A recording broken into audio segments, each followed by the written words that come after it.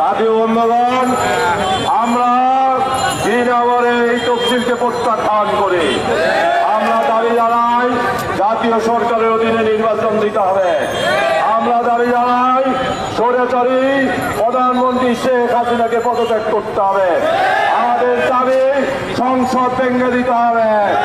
আমাদের দাবি নিরপেক্ষ নির্বাচনের পরিবেশ না হলে কোনো নির্বাচন আমরা মানি না, এই দেশের জনগণ মানে না। আগামী দিনের যে কোনো কঠিন থেকে কঠিন কর্মসূচিতে আমরা সবাই থাকবো ইনশাআল্লাহ। এই বলে আজকের মতো এই প্রোগ্রাম এখানেই শেষ করা হলো। আল্লাহুম্মা আমিন। রব্বানা যালামনা আনফুসানা ওয়া ইল্লাম তাগফির লানা ওয়া তারহামনা লানাকুনান্না মিনাল খাসিরিন। রব্বিরহামহুমা কামা রাব্বায়ানি সগীরা।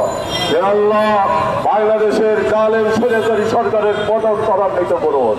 হে আল্লাহ, নির্বাচন কমিশনকে বাতিল করে দেন। এই তফসিলকে আমরা প্রত্যাখ্যান করেছি।